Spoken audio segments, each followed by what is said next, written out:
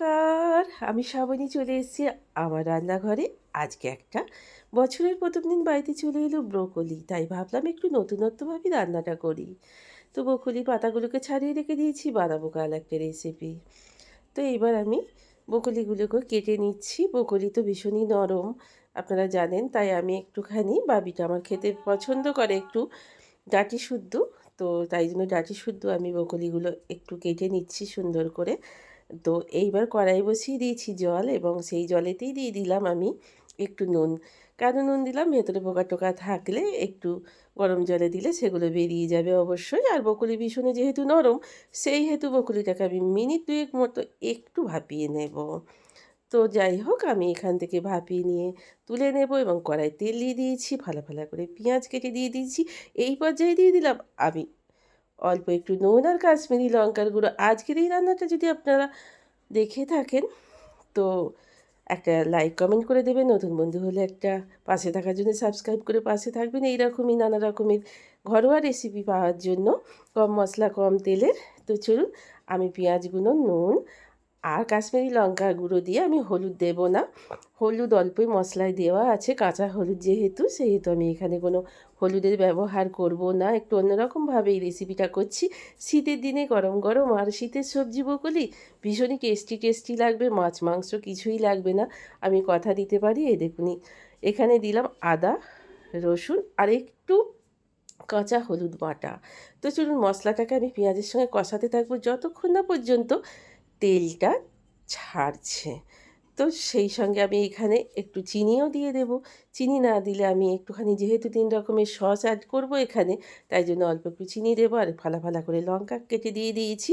এই পর্যায়ে আমি দিয়ে দেবো সিদ্ধ করে রাখা বকুলিগুলো, এবং একটু সুন্দর করে মশলার সঙ্গে পেঁয়াজের সঙ্গে আমি ভালো করে কষিয়ে নেব বকুলিগুলো। চলুন, আস্তে আস্তে কষাতে হবে, যেহেতু বকুলি খুব নরম সবজি এবং সিদ্ধ করে নিয়েছি আমি পোকামাকড়গুলো বেরিয়ে যাওয়ার জন্য, তাই একটু হালকাভাবে আমি নেড়ে ছেড়ে সুন্দরভাবে নেব। তো চলুন, এইবার আমি ৩ রকমের সস, এটা গ্রিন চিলি সস আমি এখানে একটু অ্যাড করব, যেহেতু খেতে ভীষণই ভালো লাগবে, এবং নেড়ে ছেড়ে নেব ভালো করে। তারপরে দিয়ে দেব রেড চিলি সস, সেটাকেও একটু অল্প ১ চামচ মতো দেব। তো চলুন, তার সঙ্গে একটু ডার্ক সয়া সসও আমি এখানে অ্যাড করব।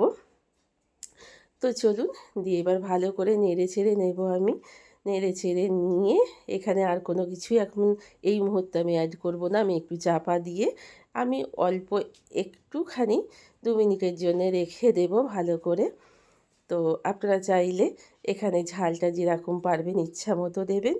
আর আপনাদের এই রেসিপি যদি ভালো লেগে থাকে, আরও আমার কাছ থেকে যদি কোনো ঘরোয়া রেসিপি পেতে চান, আমাকে কমেন্টের মাধ্যমে বলবেন।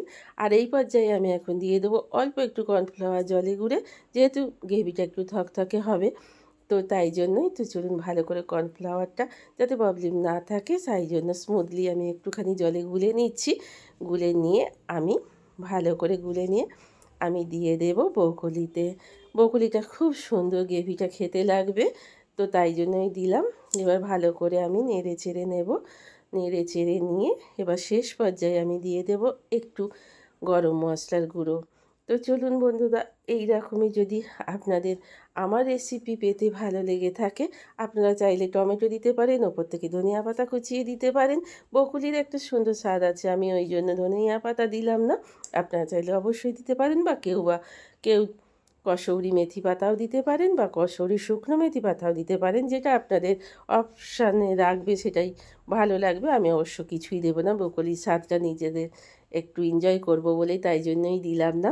তো চলুন, আজকের মতো এই পর্যন্তই। ভালো থাকুন, সুস্থ থাকুন, এই কামনা নিয়েই আজকে শেষ করলাম।